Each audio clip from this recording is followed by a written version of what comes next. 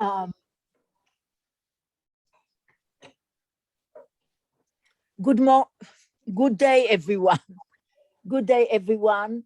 I would like to welcome you. I'm Avital Simhoni with Maria Dimova-Cookson. We are the organizer of the Modern Liberty workshop for the Political Studies Association in the UK. And this is our last meeting on Zoom this year. Hopefully we'll organize some more. And I would like particularly to welcome our speaker today, Ruzha Smilova, and she is a program director at the Center for Liberal Strategies, an independent think tank in Sofia. She also teaches history of political ideas and contemporary political theory at the Political Science Department of Sofia University at St. Clement Oritsky. I hope I didn't mispronounce it. Her research interests are in democratic theory with a focus on the history and contemporary theories of liberalism. She is also studying democratic institutions and practices with a special attention to Central and Eastern European. This talk is based on her chapter, The Ideational Core of Democratic Illiberalism. It is forthcoming in a really impressive and valuable collection, the Routledge Handbook of Illiberalism, edited by Stefan Holmes and Andrea Saggio and Renata Utitz. And it actually is already advertised. You can order it. It will be sent to you on November 30th, coming week. The research presented in the talk has been supported with funding from the European Union Horizon 2020 Research and Innovation Program as part of PACE project under grant agreement, and you don't want to know the number. Today, she said that she is now a visiting democracy fellow at the Institute for Human Sciences in Vienna. She also currently studies critique of meritocracy and examines whether it is the source of the crisis of liberal democracy. She will speak about 40 minutes. We will then have 5-minute break, and then we'll have a session of Q&A that Maria will conduct. So again, welcome everyone. Sofia, the platform is yours. Sofia, Ruzha, sorry. Ruzha, the platform is yours. Thank you, Avital, for the invitation. Thank you, Maria, for this opportunity. It's really very important for me to share my research with a wider readership. During the COVID crisis, I couldn't present my work, and I only got comments from co-editors of the book. One of them is actually present here. Thank you, Renata, for all the help during the process of writing my contribution to your to the volume you edited. But this is one of the very few opportunities I've had to basically discuss the ideas that I presented in this chapter. I will start now sharing my screen. I very much hope that it will go smoothly.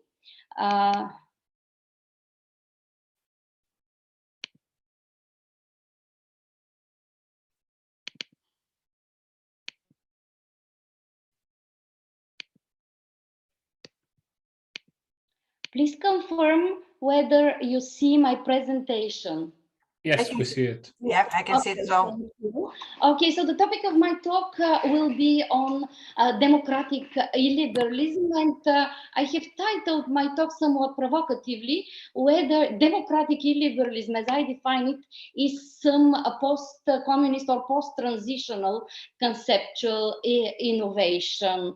As Avital already mentioned, it is based on a chapter I contributed to the Routledge Handbook of Illiberalism. The title of this contribution is The Ideational Core of Democratic Illiberalism. And in today's talk, I will first define the contested concept of democratic illiberalism. Then I will look at what gave rise to democratic illiberalism, and I will look at the process of democratic backsliding and the rise of illiberal democracy in Central and Eastern Europe after the EU accession, and also will look whether this phenomenon of illiberal democracy and the corresponding ideology of democratic illiberalism is only confined to Central and Eastern Europe or have wider repercussions across the ocean and around the world. Then I will look at the ideational sources of what I define as democratic illiberalism. Then I will briefly spell out the ideational core, the ideas at the center of democratic illiberalism. And finally, I will provide a few examples of the challenges to liberty in particular that come from the implementation of democratic illiberalism in practice. So why democratic illiberalism?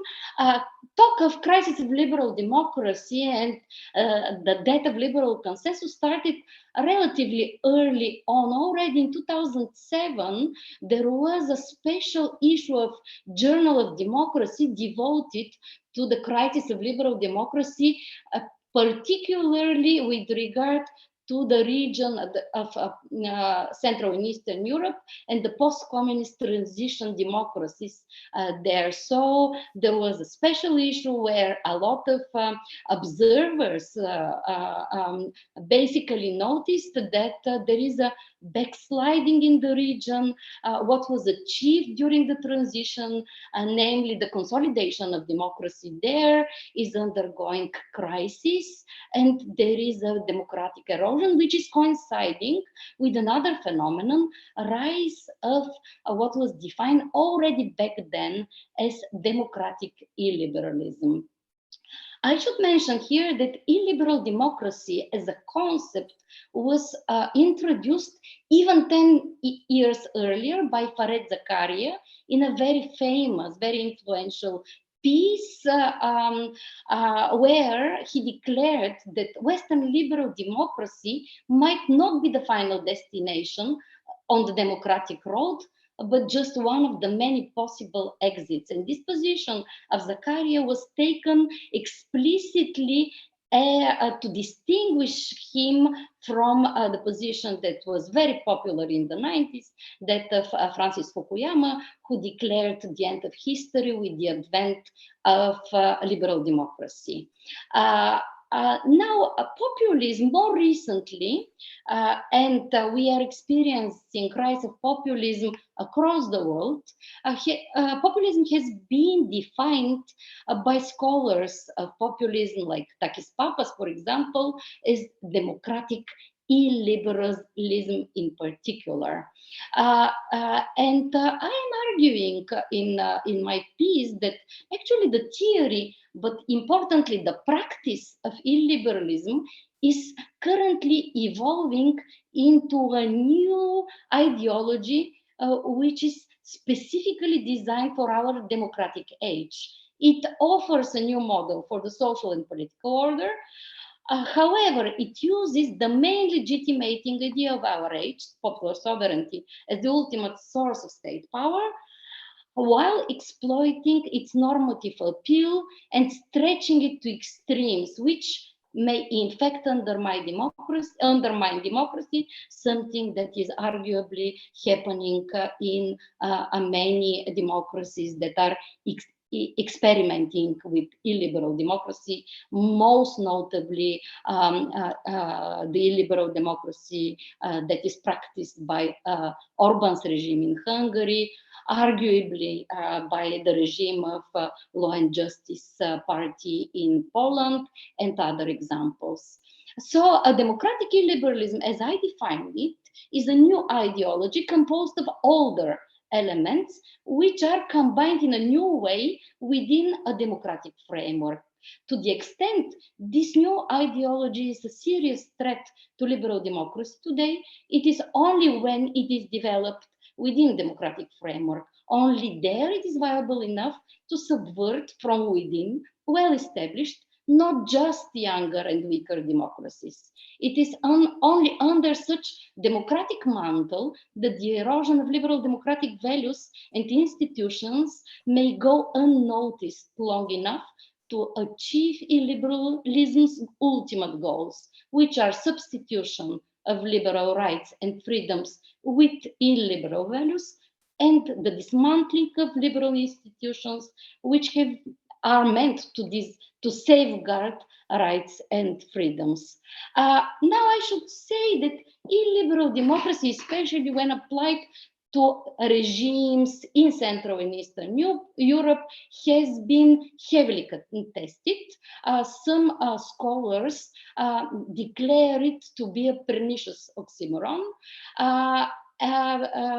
And this is produced, this reaction is produced maybe because Viktor Orban self-consciously adopted the concept and described the type of regime he aims to build precisely as a non-liberal or illiberal democracy. In a very famous speech in 2014, he said that that's the type of democracy, non-liberal or illiberal democracy, that he strives to build.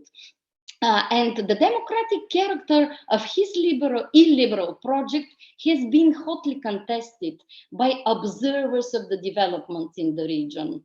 And it has been called a dangerous oxymoron by Jan Werner Müller, who objects calling Orban's regime democracy at all, because in his view, this is democratic credentials to aspiring autocrats. This is the position of Andras Bozoki. Janos Kisz, professor at the Central European University and one of the leading liberal voices in the region already in the 80s, also is contesting that illiberal democracy is a good way to describe what Orban is doing. And also he is challenging the concept itself, not just the description of the regime of Orban. He believes that a key aspect of contemporary democracy is that minorities shouldn't be excluded from the democratic process. And this is precisely what illiberal Democrats are trying to do. In that sense, democracies cannot be illiberal at all because they exclude a priori minorities from the contestation of power. Gabor Holmai also is opposing this concept.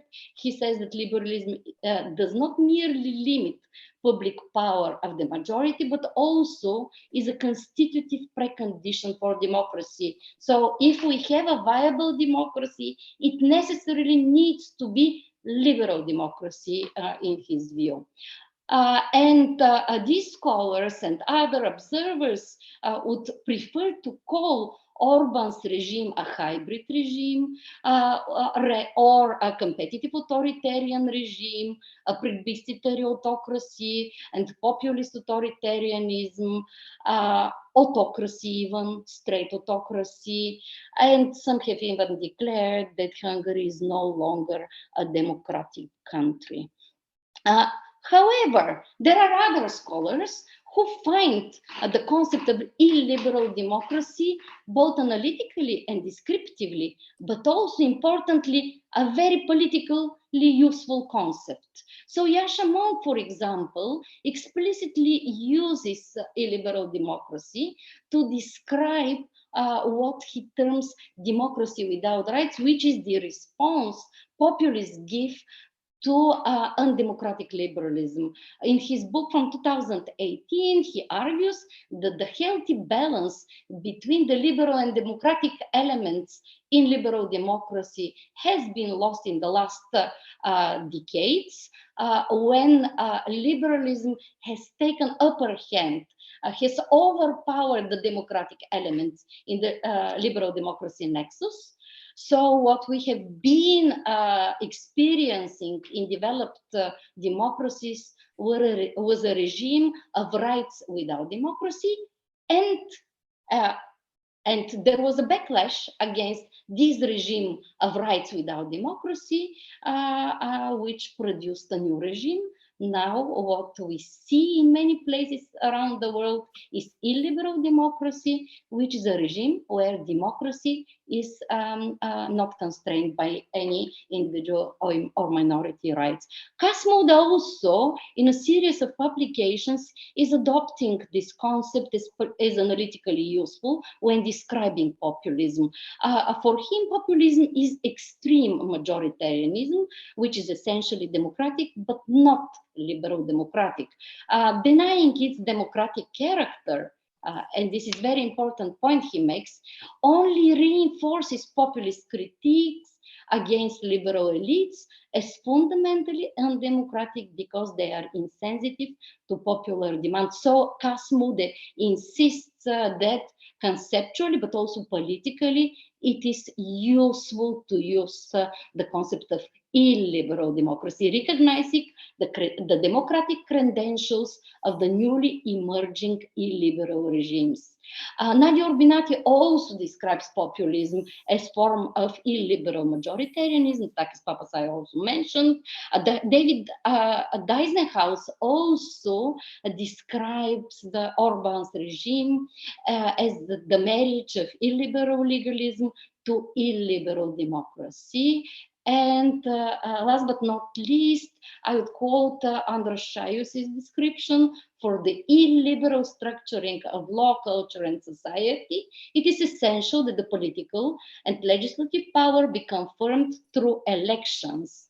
Illiberal regime is legitimate in the eyes of the popular majority exactly for being both and elected and illiberal in its character. So I find also the concept very useful, and what I try to do in my chapter for the handbook on illiberalism was to look whether some ideology behind this newly emerging regime type is possible to discern. And I tried to argue that indeed, democratic illiberalism is the fledgling ideology behind this newly emerging regime type. It is not, illiberal democracy is not just a pet project of Central and Eastern European illiberal leaders intent on hiding their authoritarian tendencies under democratic model. Rather, they are developing an ideology, democratic illiberalism, with which majorities often self-identify and embrace as an attractive conceptual frame to order social space, social and historical time, to forge collective national identity, to quote a description of the purposes, the functions that ideology usually serves, provided by one of the most important scholars of ideology, Michael Friedman. So through this conceptual and ideological lens, I think that the growing satisfaction with democracy, which puzzles scholars, can be explained. There is a growing satisfaction with democracy in parts of Central and Eastern Europe, which has been testified by a series of research on satisfaction with democracy. And it makes Central and Eastern Europe an outlier. And puzzlingly, even more, this is more true about societies that have been ruled in the last 10 to 15 years by illiberal democrats. So why people are satisfied with democracy, if it is the case, as many argue, that that the leaders ruling their countries are not actually practicing democracy, but something else? Why are people satisfied with what they get as a democracy? And I would say that these popular attitudes may cohere well with the new, specifically illiberal democratic ideology, which is on the rise in Central and Eastern Europe. So I will not go through the paths that lead toward democratic illiberalism. It's more or less covered ground. We know that there have been two waves of EU accession for post-communist countries, and after the end of this process of EU accession, suddenly democracies in Central and Eastern Europe started to backslide on the quality of democracy. And scholars were puzzled whether this phenomenon of democracy backsliding is only limited to Central and Eastern Europe, and whether it is only a temporary phenomenon, or rather it's going to stay with us. So we've had different views on this. Some argued that this is a temporary backlash. Others argued that this is just an instantiation of a democracy or a symptom of democracy, which were born hollow, and a liberal consensus that never formed. But others also argued that this is a more general phenomenon. Liberal democracy crisis extends beyond the Central and Eastern European region to well-established old democracies, and we could give a lot of examples of such. Most conspicuously, Trump's rule in the States. So these examples show that maybe what we are observing is a symptom of a systemic crisis of democratic deconsolidation, not just the defect of young democracies. Liberalism, some have argued, may have become a victim of its own success. Maybe it has become a victim of what has been recently termed the imitation curse. I will not, unfortunately, have time to go into explaining this any further. Others have, however, argued that the whole triumph of liberal democracy, as it was described by monitoring democracy institutions, actually fall prey to purely institutionalist understandings of what liberal democracy is. And there are certain limits, and quite substantive limits, to such purely institutionalist analysis of democratic consolidation or democratic regime consolidation and decline, as often actors within democratic regimes treat institutions as empty bottles that could be filled with any ideological content that serves their purposes.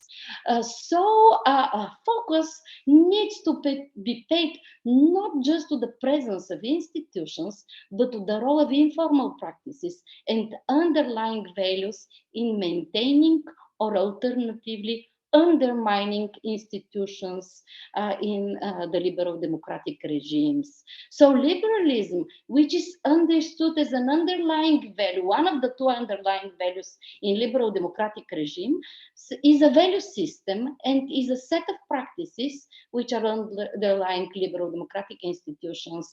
And problems with this component of the liberal democracy nexus has been identified as the locus of the current problems with liberal democracy. So a lot of research has demonstrated that in the last 10 years, we are seeing erosion of liberal value commitments. There is a less support for minority rights and liberal freedoms at the popular level, and crucially, there is less support for rule of law and separation of powers among the ruling elites. This has contributed to a global erosion of democratic institutions, practices, and values. For 15 consecutive years, Freedom House, for example, this institution that monitors democracy and the progress of freedom around the world, has testified to 15 years of decline in global freedom and democracy.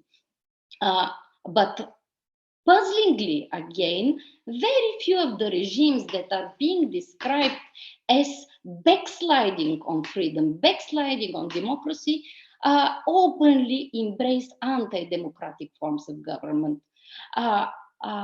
Often, even extremely radical assaults on democratic rule are framed as defense of democratic legality, public promise to hold elections and restore democracy as soon as possible, and so on and so forth. Very few are the leaders of failing democracies that would openly admit that what they are not doing is eroding democracy. Rather, everyone presents himself as a Democrat, devoted Democrat. And if some erosion of democratic practices is allowed, this is just a temporary backsliding in the name of strengthening democratic institutions. So democratic regimes decline as a result of formally democratic, yet illiberal in substance institutional practices.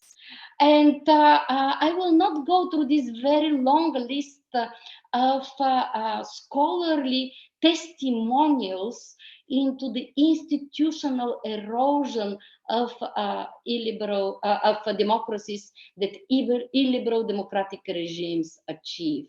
And starting from Mark Tushnet in 2004 to today's description, constitutional scholars, and I would like to actually mention one person that is among us, Renata, who also testified to this constitutional decline, gradual constitutional decline already in 2015. So a lot of scholars described the process through which this institutional erosion and march towards illiberal democracy is happening.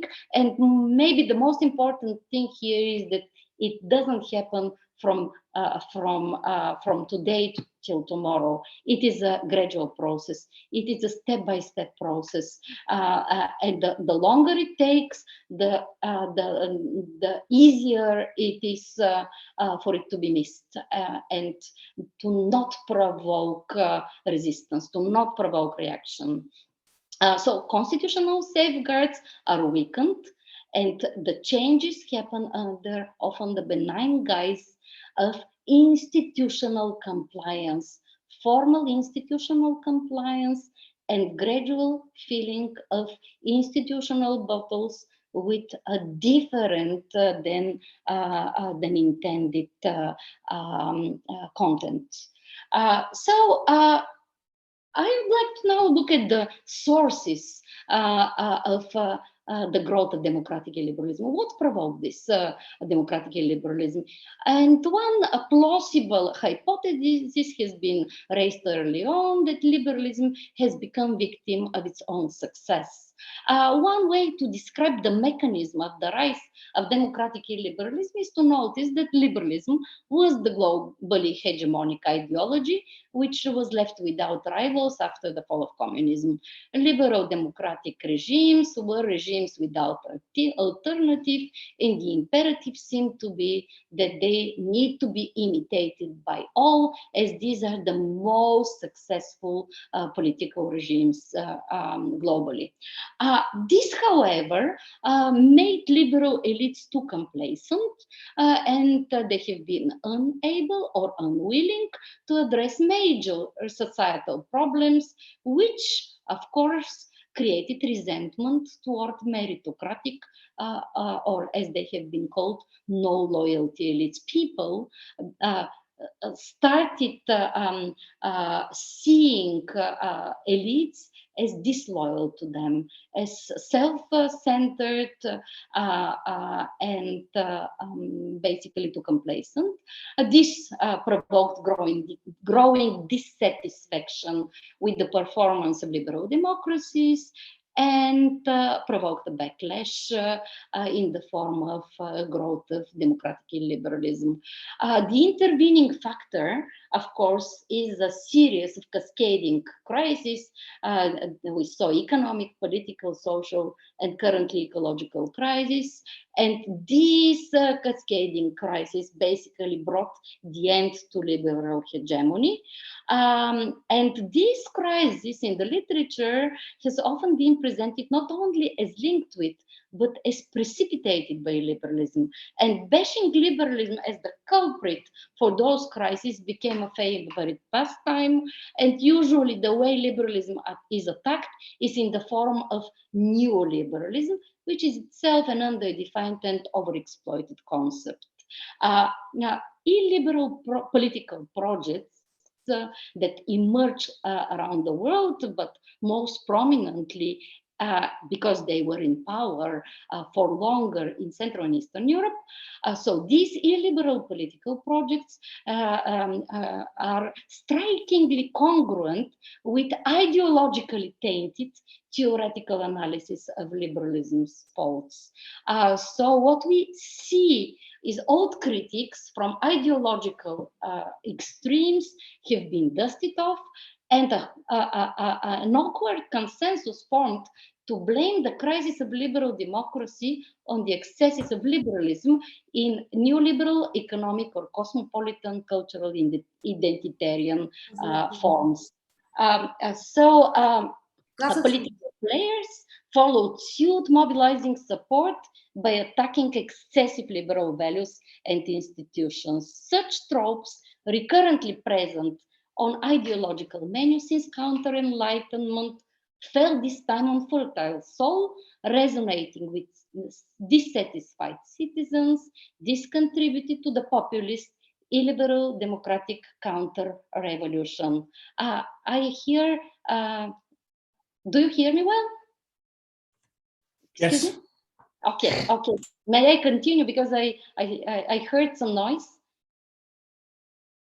Okay, I can continue. So looking at the ideational sources, the ideas that feed democratic illiberalism, some, strangely enough, come from radical left critics who see meritocratic neoliberalism as the source of the current liberal democracy crisis, and the remedy, which is often suggested, is a form of progressive populism or left populism.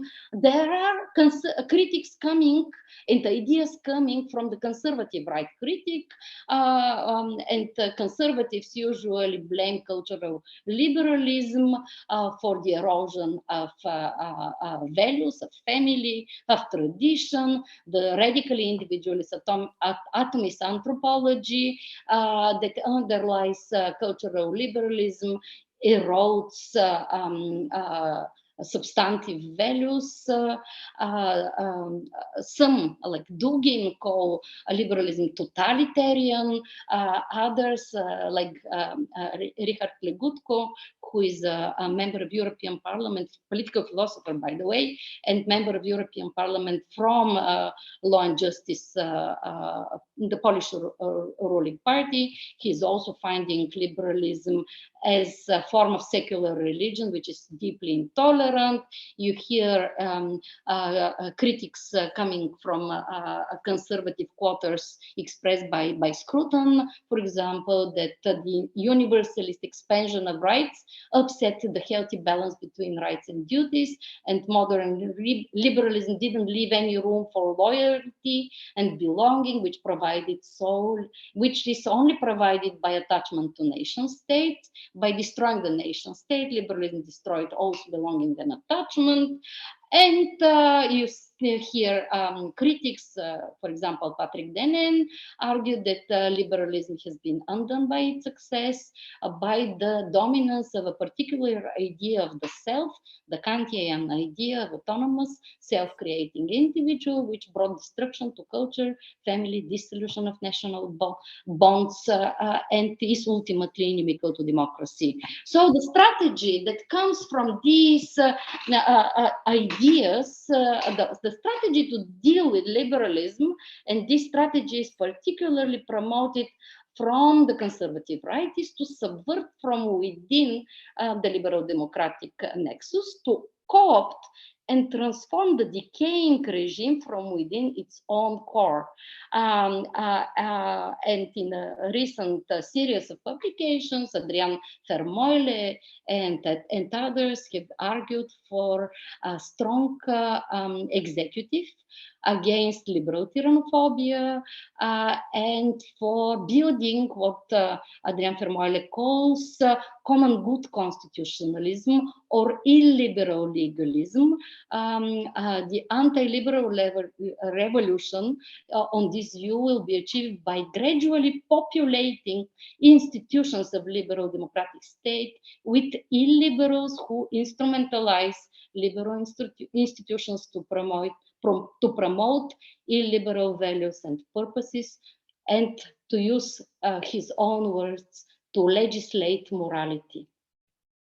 But is this these ideas, do they form a distinct ideology? One may argue no, but I think that in order for the project of illiberals to be successful, so that they successfully discredit liberal democracy by showing that illiberal democracy is truer to the democratic values, which is their purpose. And in this, they incidentally remind of Isaiah Berlin's strategy to discredit positive liberty by arguing that positive liberty is not true to the political idea of liberty. Rather, the negative liberty is only true to this political ideal. But in order to achieve this, illiberals need a ideology to fall back on. Berlin had such ideology, it was liberalism. However, illiberals lack such an ideology to buttress their argument that illiberal democracy better realizes the values, the democratic values that we cherish. I again will repeat that illiberalism, I find illiberalism a serious threat today only in democratic framework, and can subvert democracies using their institutions to spread illiberal values and practices only under this form. And I should admit, not much has been written on democratic illiberalism as a distinct ideology, so I tried to figure out what could be its ideational core of this newly emerging ideology. And now what is I identified based on different sources as an ideational core of this newly emerging ideology, democratic illiberalism. First, unrestrained popular sovereignty, neither in foreign nor in domestic politics, neither externally nor internally, can liberal values and norms, such as international human rights law, the constitutional protection of individual minority rights, and rule of law instruments, limit the general will, which is the ultimate source of political power. Second element, ethno-nationalist understanding of the common good, anti-individualism and anti-pluralism. The ethno-national community, which is organized in an ethnically defined homogeneous nation state with its shared identity, common interests and collective duties, enjoys strict priority over individuals with their interests, rights and choices. Third core element, anti-liberal, anti-globalism. Prosperity of the nation state requires aggressive protectionism of the national economy rather than free competition in the open global markets, and ethnicized redistribution, which is aimed at social cohesion. Democratic illiberalism has this ideational core, but also, and this is the reason why I believe it is also developing into a distinct ideology, it has ideas and policies that are adjacent to this ideational core and make it flexible enough so that it can serve in different settings. So it is flexible and really amenable to experimentation, to adaptation, and so on and so forth. What are these adjacent penumbral ideas to the ideational core? First, and this is particularly a characteristic of Central and Eastern Europe, the idea of collective victimization. Nations, these ethnically defined nations, are described as victims of historical injustices and of more recent humiliations. The strong element, the second element is strong leadership. Third element, popular participation. Fourth element, claim that the leadership expresses authentically the will of the true people.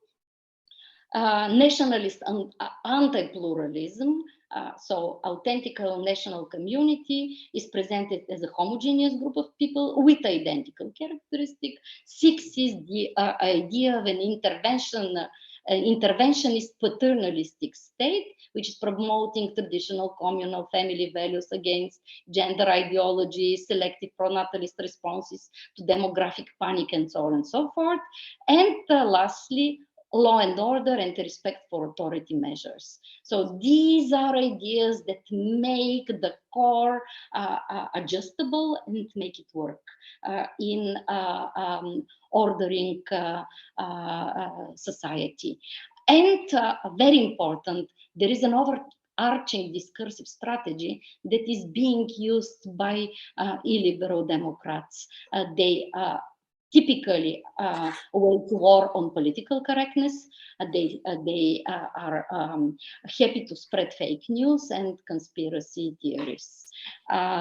And some challenges that come from practicing this democratic illiberalism. I will just give two examples. The jurisprudence of the Bulgarian Constitutional Court, which in two decisions, one in 2018 and another one just 2 days old, on defining sex in the Constitution as biological exclusively. And the second case is the Polish Constitutional Tribunal's decision on almost total ban on abortions and its decision to declare the supremacy of the Polish Constitution over EU law. These two examples show how liberal institutions and constitutional courts could be defined as the most liberal institution one can think of, may be instrumentalized for illiberal substantive purposes, such as promoting religion, majoritarian views on ethnically defined common goods, legislating morality, and so on and so forth. And this happens under conditions of illiberal popular mobilization. Under illiberal democracy, constitutional courts may put limits on individual rights rather than uphold individual rights. These practices threaten the mission of the courts of serving as the main instrument for upholding individual rights and freedoms against abusive majorities. And to conclude, an ideology of illiberal democratic regimes emerges from this analysis of some core and some adjacent ideas, policies, and overarching discursive strategies. Drawn from different ideological frameworks and historical backgrounds, they are relatively well adjusted to serve as a political blueprint for the illiberal transformation of political communities in the contemporary context of global crisis of liberal democracy.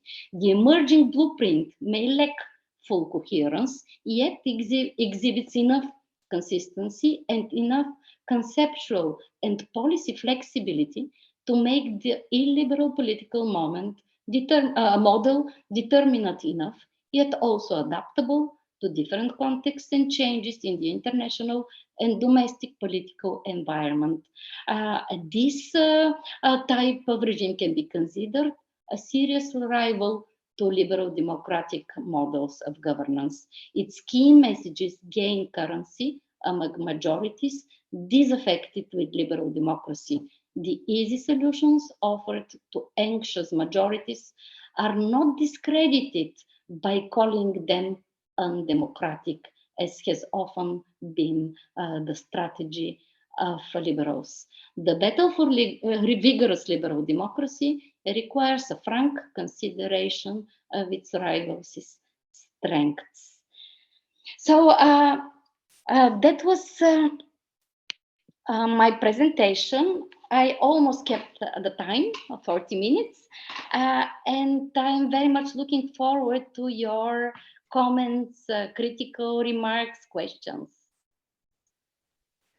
Thank you, Ruzha, for a very challenging and exciting presentation of not only a topical but very urgent issue in contemporary humanity, I would say. We would now take 5 minutes break, and then we'll have a Q&A section of this meeting. So anyone who has to go or feel for whatever reason they cannot participate later on, feel comfortable, and thank you for attending.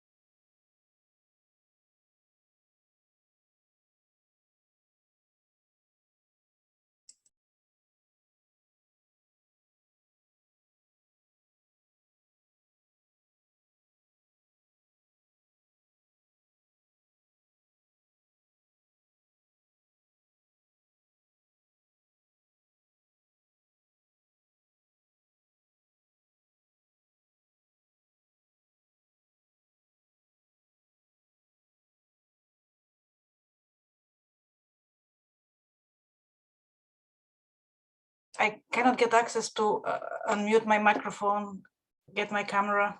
What are you using? What does that So say? that's Is that Zoom. Bulgarian? That's Bulgarian, yes. So she's sharing screen. I have to tell her to stop sharing screen. I stopped sharing the screen. I'm not sharing it. Okay. So okay. Okay. Good. Okay, so you're back in now. Perfect. Except it's not. Okay, you can unmute me. Oh, yeah, perfect. You can. It's yeah.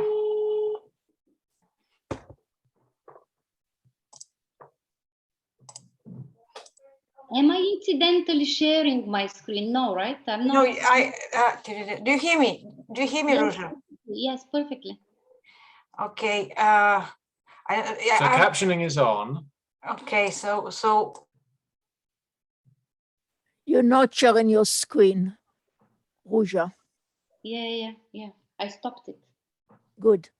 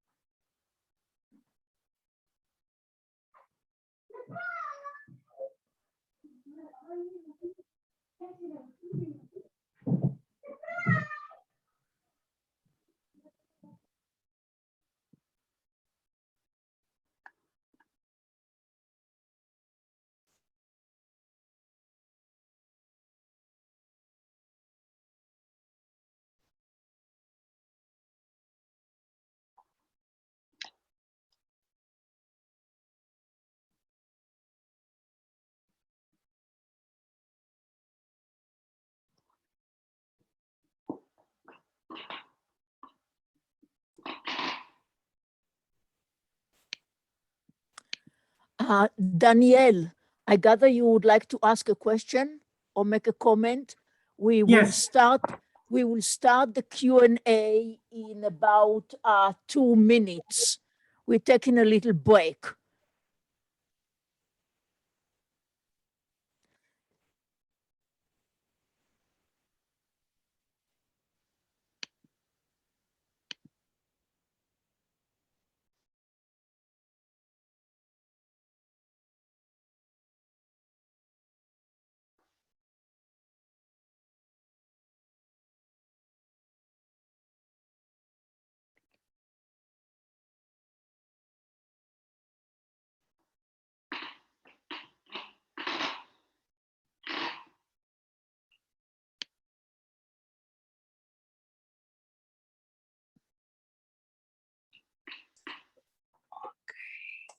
So good, good, good. Oh.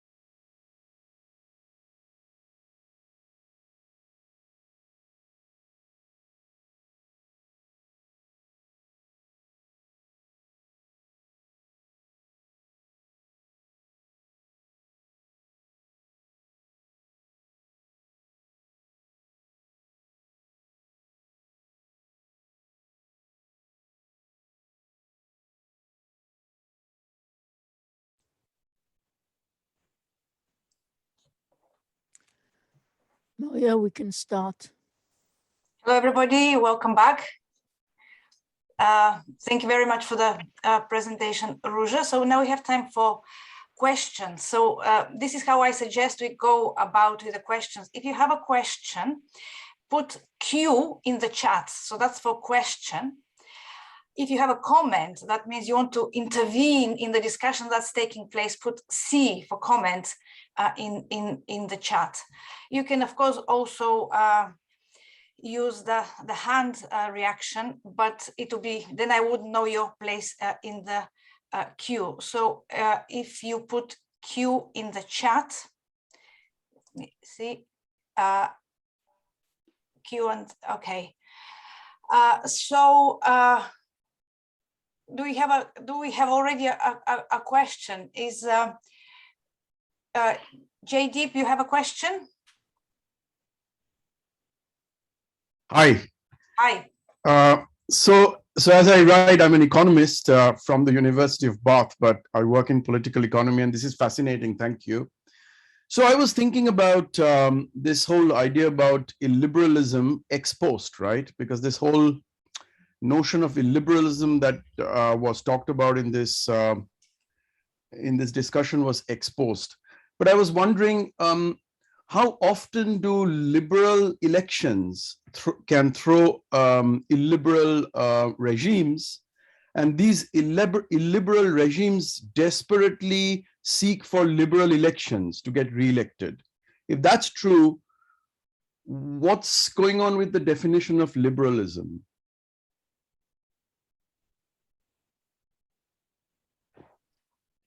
Okay, shall I Yes. answer if I understand the question correctly? Basically, you are asking whether illiberals want to be elected in liberal elections, right? That's right. I'm not sure this is always the case. Trump didn't want to be elected in free and fair elections. He was arguing all the time that the elections are not free and fair. So he was manipulating quite a bit. And actually, usually the argument goes the other way around, that illiberals try to subvert elections as a neutral channel of translating popular sentiments into electoral results in order to stay in power. So they are basically compromising on the democratic dimension of liberal democracy by capturing media, by tweaking the electoral system, making it more difficult to be challenged, and so on and so forth. So rather it is the other way around. Usually, when in power, illiberals want to make it harder for the opposition to come back in power, to challenge them. And this is the reason why some critics of the concept of illiberal democracy say this is not democracy, because the illiberals, they are meddling with the democratic institution, the major democratic institution, which are free and fair elections. But I do not buy this. I do think that even when they meddle with this institution, still they do not subvert altogether the possibility of being kicked out of office. They make it more difficult. That is true, and that's what Orban was doing, but not necessarily what, for example, PiS are doing in Poland, nor necessarily what other populists in the region have been doing. Babiš didn't make it more difficult to be thrown out. He was relying on his popularity. He didn't believe that opposition has any chance of winning against him. So he didn't bother really to subvert the electoral component of liberal democracy. Yeah. No, the reason I ask is, so in India, for example, the current regime has been liberal in many ways, right? When they are in power. Yeah. And there's been several sort of electoral investigations, studies and whatnot. Yeah. And the liberals in India may have claimed, but they have not been able to establish, despite the amount of resources they have, that elections were unfair. Having said that, all elections in India have been unfair in one way or the other. It's not a perfect democracy. Yeah. Right. So anyway, we can talk about this at another time. Yeah. I mean, it is really a crucial issue. Whether the channels are still kept open for challenger to challenge illiberals in power. When the channels are closed, even not completely, but Polish elections are quite liberal. Polish elections are quite liberal. That's all I'm saying. Yeah. That it's not necessarily the case that they block any channels of being challenged. And then would you call the regime illiberal? That was my question about the definition of illiberal. Yes, that's why I call it illiberal democratic, because they keep the channels of democratic expression of popular will open, but they substitute illiberal values for the liberal values that were in place.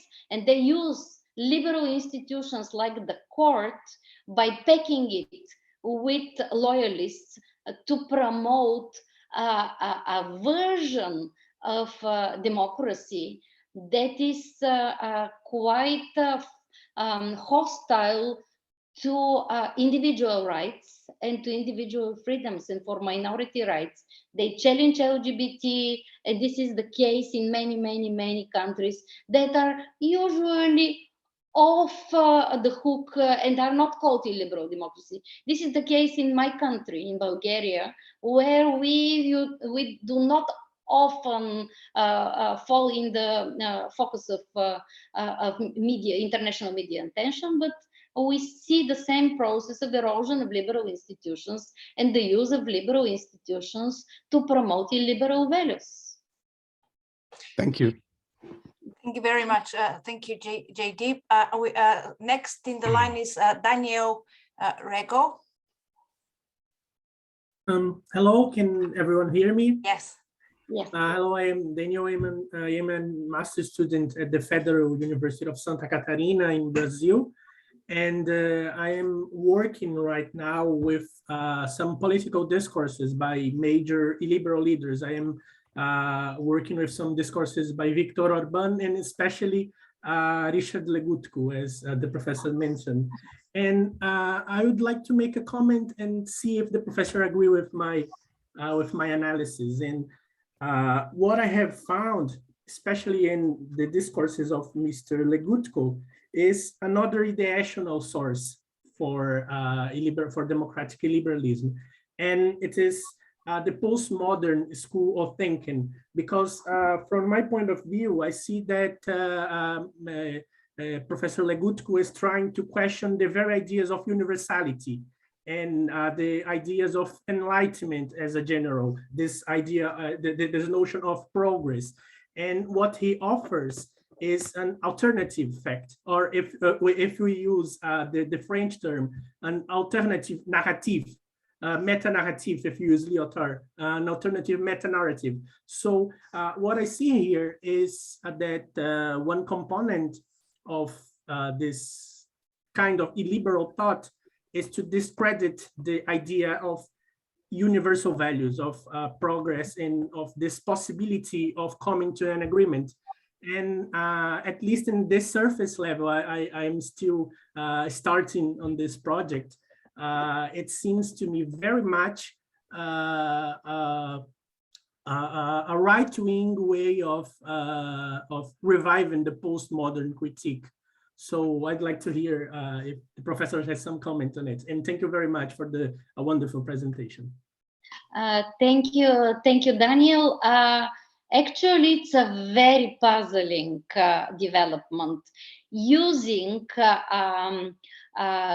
critiques against Enlightenment coming from post-modern thought and offering postmodern alternatives to the Enlightenment projects in the service of pre-modern values.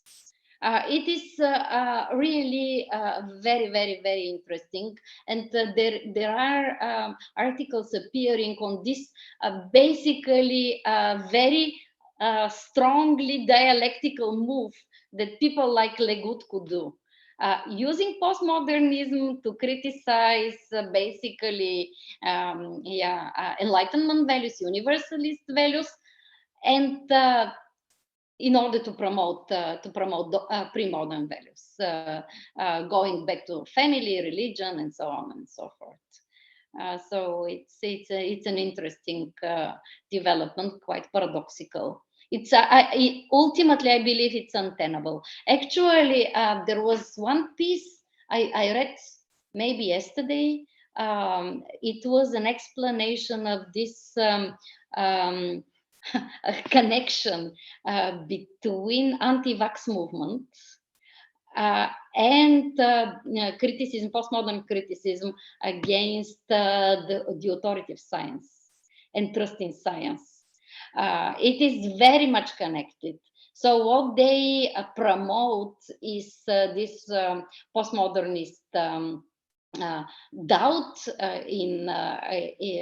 and distrust in science as a justification of basically going back to pre-modern practices and denying any legitimacy to science. And it is being politically exploited by extreme right groups. In my country, we see it is exploited actually much wider, but mostly by radical right groups that promote pre-modern values.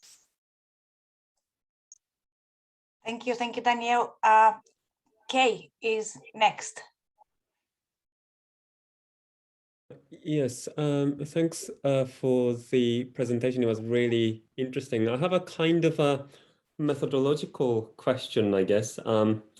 I take your kind of main message to be that we should take illiberal democracy seriously and seriously study it, because it is emerging as a distinct ideology, and it's here to stay, whether we like it or not. So we have to really look at it. That sounds plausible, but I'm just wondering if illiberal democracy or democratic illiberalism is an ideology in the same way that more kind of traditional ideologies such as liberalism, conservatism, and socialism are, ideologies. And part of the question is that it seems like illiberal democracy is parasitical to the hegemony of liberalism, because much of it seems like a kind of reactionary movement. So we can imagine a world where, you know, liberalism disappears and socialism reigns.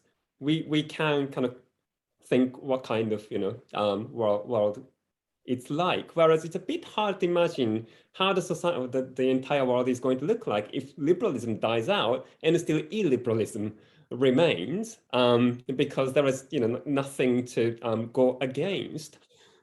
So partly I was thinking about what Michael Frieden said about nationalism. So he doesn't say nationalism is a kind of, you know, ideology in the same sense as traditional ideologies are. I think he said something like, you know, it's not a standalone ideology, but it, I can't remember the exact phrase, but it attaches itself. He calls it thin ideology. Yeah, Thin. yeah. Yeah. Yeah, and I don't necessarily think illiberal democracy is like nationalism, but I do feel like there is something rather special about illiberal democracy, and perhaps it's that it is necessarily a kind of transitory phenomenon. So when illiberal democracy really begins beating the liberal hegemony, it has to transform itself into something more positive. And perhaps it's a bit like atheism, which began by calling itself atheism and began calling itself humanism, because humanism sounds much nicer, it sounds more positive, it doesn't sound reactionary. So I'm wondering, I think on the one hand, whether you kind of agree with me that illiberal democracy is a rather special type of ideology, and perhaps transitory. And if it is a kind of possibly transitory phenomenon, what do you think is going to become eventually once it kind of emerges victorious, which may not happen, and perhaps we don't want it to happen, but you know, if it becomes more powerful and popular, what is the kind of positive vision that they might posit? Thank you for this excellent question. You are basically voicing all my doubts while I was writing the piece. I first started doubting, started out doubting whether there is any sense of trying to identify a core, ideational core of illiberalism, because it was precisely the way you describe it that I also viewed it, as a reaction to liberalism. But because liberalism is so multifaceted, you have hundreds of different varieties of liberalism, this doesn't come, if we view illiberalism as reaction to liberalism, it doesn't come into a more or less coherent core of ideas.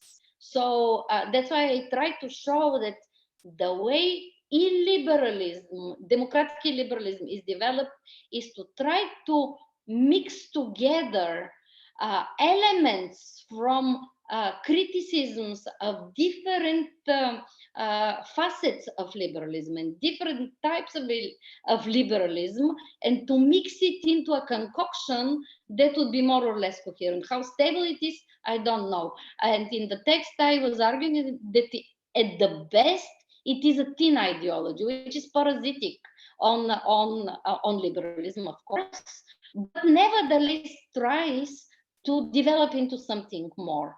And it is not incidental that actually Orban moved more recently from describing his project in negative terms and terming it Christian democracy.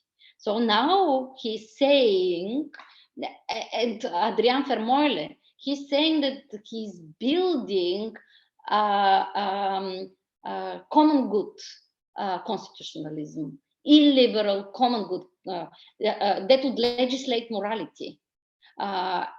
So they are trying to provide positive content into this ideological project.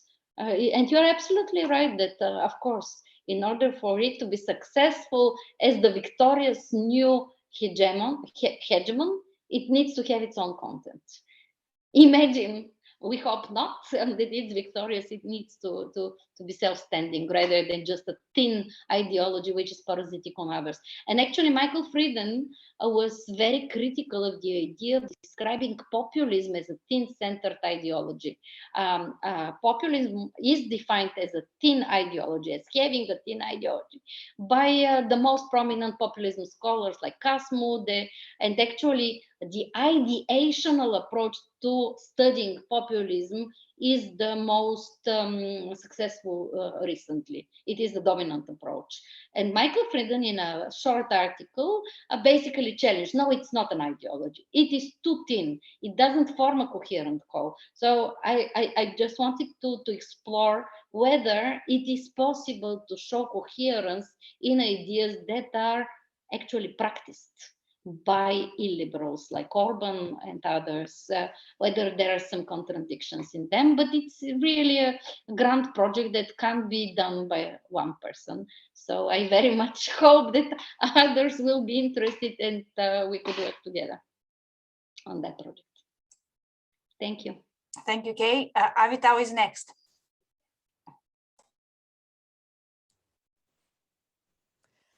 Hi, Ruzha. I like your comment. I have a common question. I like your observation that there is a great deal of pre-modern in the democratic illiberalism. So in a way of going backward, in the sense of lack of tolerance, pluralism, and things like this. My question is about the democratic element.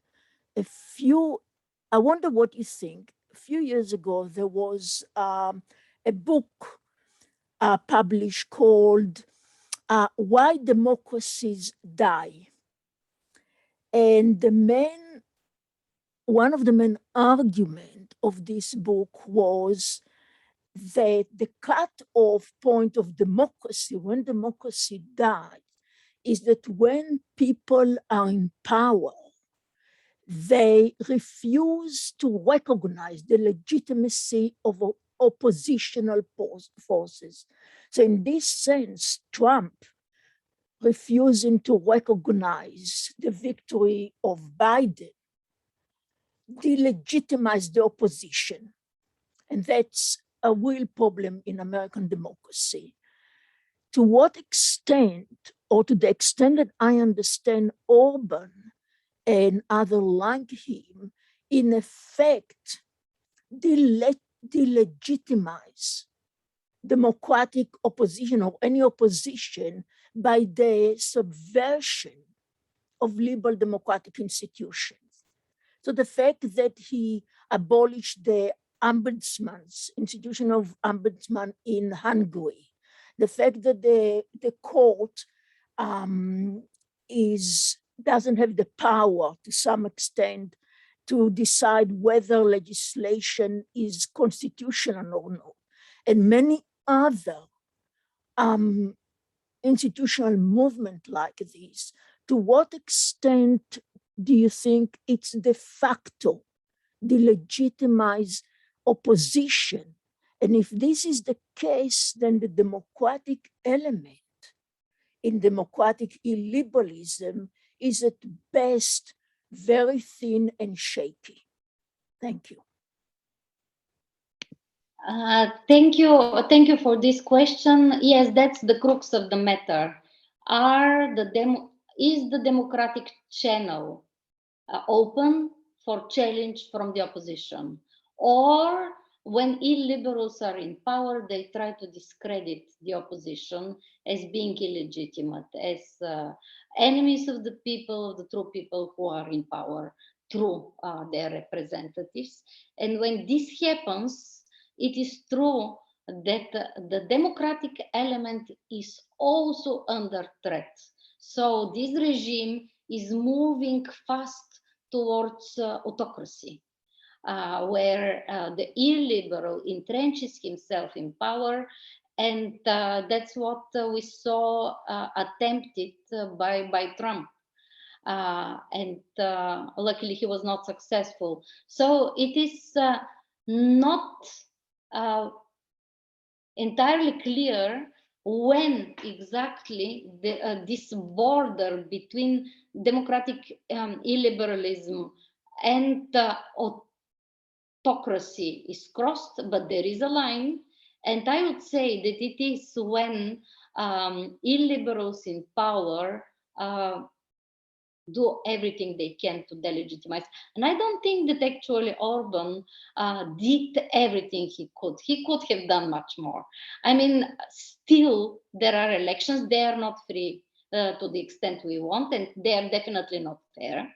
But still, I mean, of course, media is also serving Orban's purposes. So he's controlling through his business cronies, even private media outlets, not just public media, but even private media. So he's moving in the direction. Illiberal democracy is not a stable position. It is not a and in that sense, it is maybe a transitory regime, as we just discussed. But at the same time, to the extent it is successful, and what I want to say is that when illiberals like Orban cross this line, their days are numbered. Most likely, they will fail, because what they will challenge is the source of their own legitimacy, that they came to power challenging the corrupt guys before them. That was the power of the message Orban did, and that's what it still keeps him in power, more or less.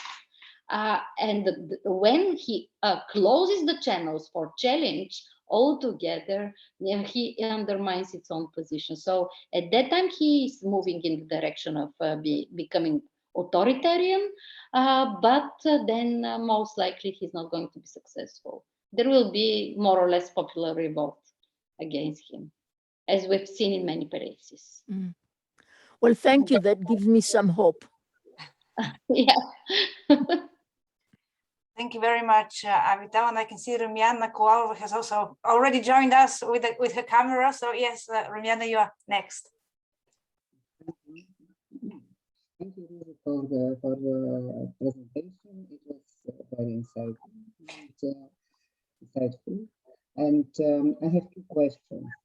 The first one is related to a phenomenon which is called militant majoritarianism. So what would you please comment? Do you find any correlation between liberal democracy and militant majoritarianism? Because I think that a number of changes that have been introduced both in Poland and in Hungary, they were aimed at blocking or basically abolishing anti-majoritarian institutions or weakening their legitimacy. So we know that, of course, contemporary democracy, which we define as liberal democracy, is based on anti-majoritarian institutions. So to what extent we view these militant majorities, in fact, it's quite a stable militant majority. To what extent we might define it as anti-democratic, but in its nature, it is based on the principle of majority, the will of the majority. So this is one question, and the second one is related to a tendency which is very intriguing for me. It's interesting. I find that there is a number of women party leaders of radical right parties. I'm not here discussing the prime ministers of Poland and Romania and many others, which of course are just a facade figure. I'm discussing the party leaders like in Denmark, like in of course in France. So how do these correlate to the anti-liberal nature of their parties?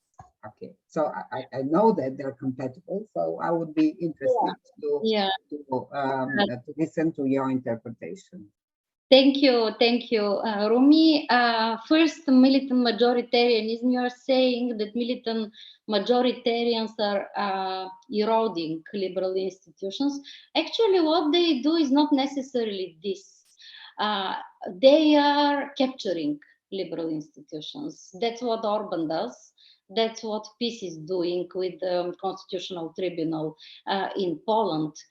They are hollowing these liberal institutions of their intended content by packing the courts and making them serve illiberal purposes like attacking individual rights,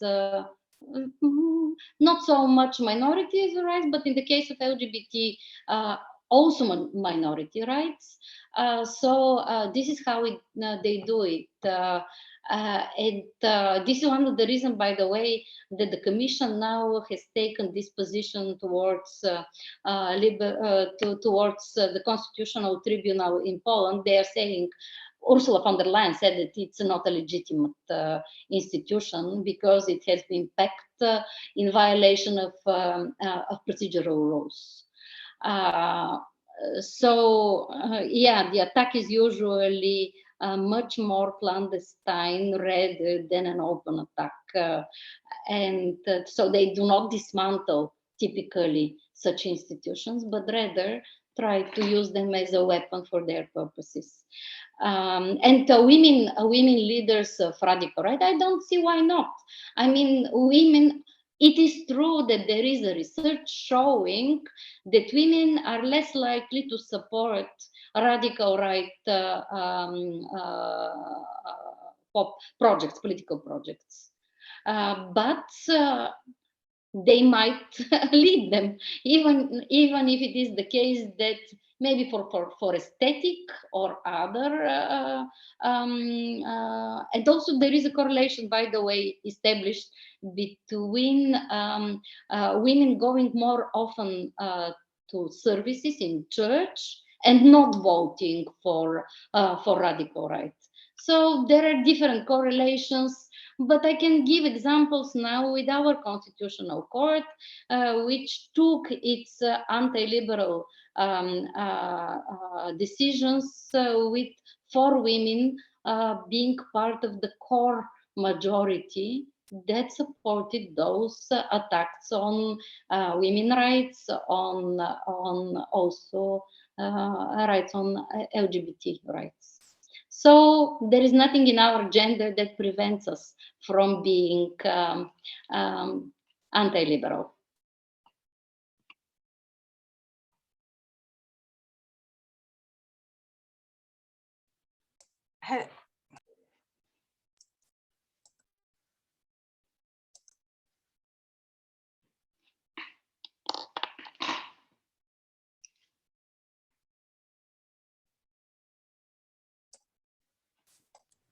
Unmute yourself. Maria, unmute yourself.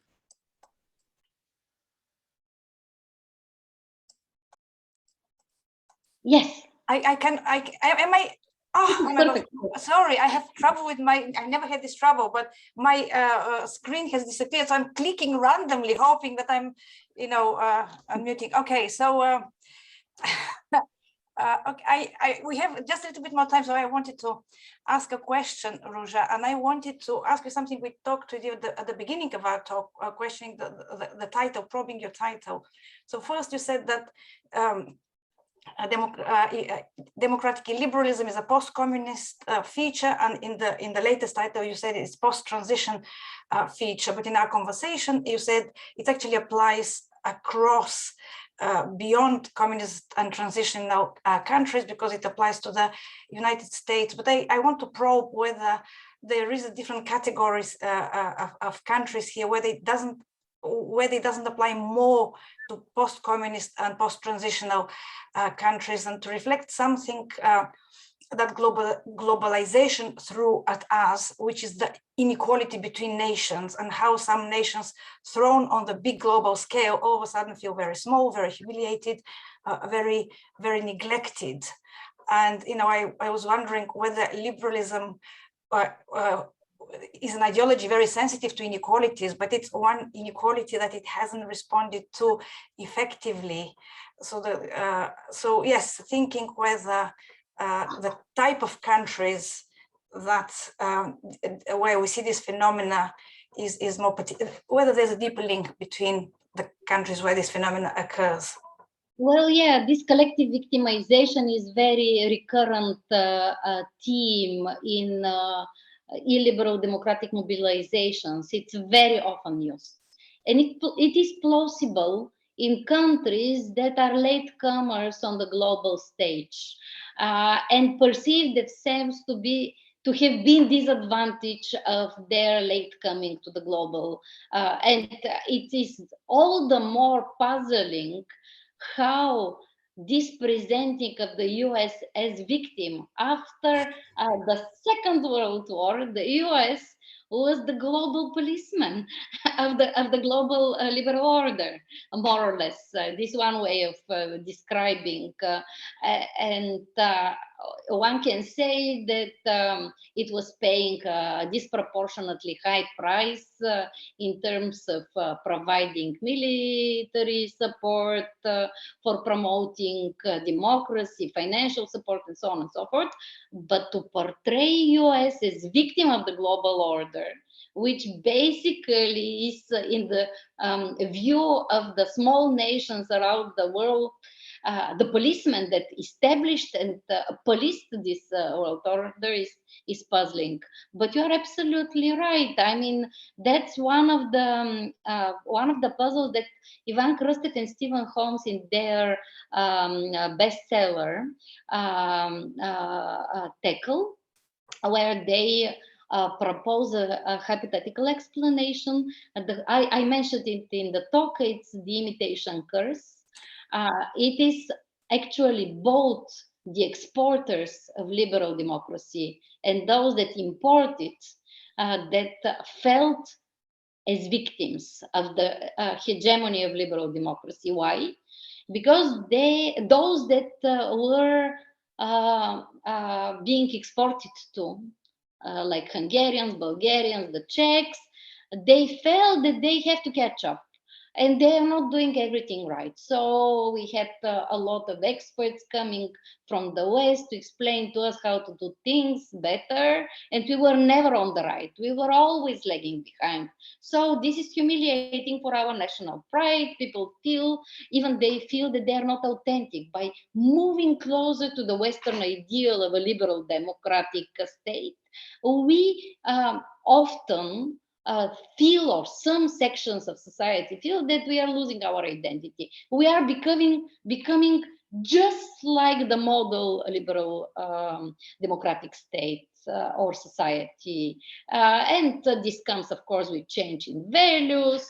When we were starting the transition, we believed we are going to Europe, which was already moving in its value commitment. So LGBT rights was not on the agenda of Bulgarians in the early 90s, when they wanted to normalize their country to become a normal country. And 20 years later, Bulgarians, with their parochial values, conservative values, they discover that the Europe they longed for is a different one. So they feel estranged and so on and so forth. But the same phenomenon could be described less convincingly, in my opinion, from the other side.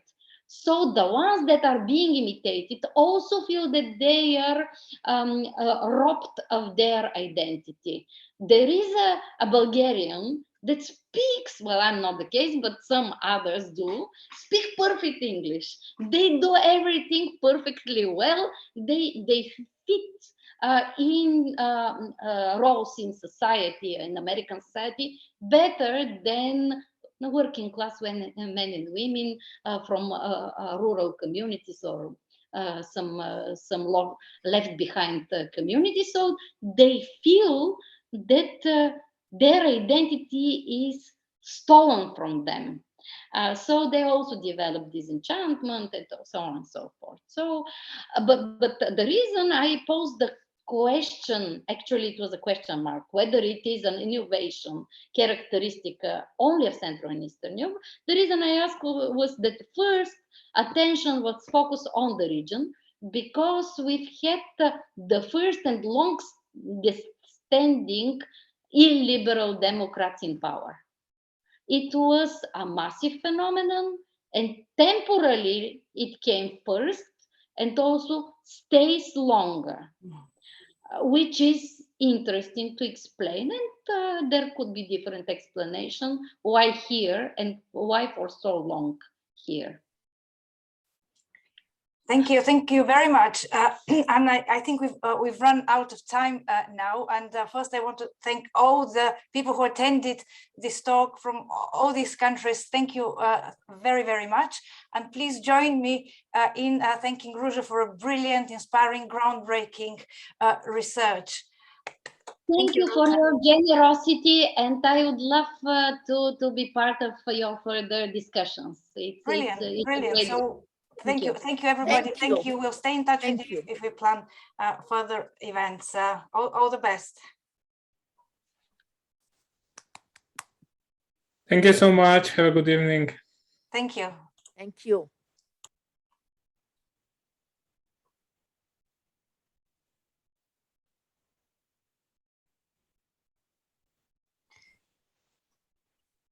Very, very interesting. It's I should stop recording, by the way. Hey,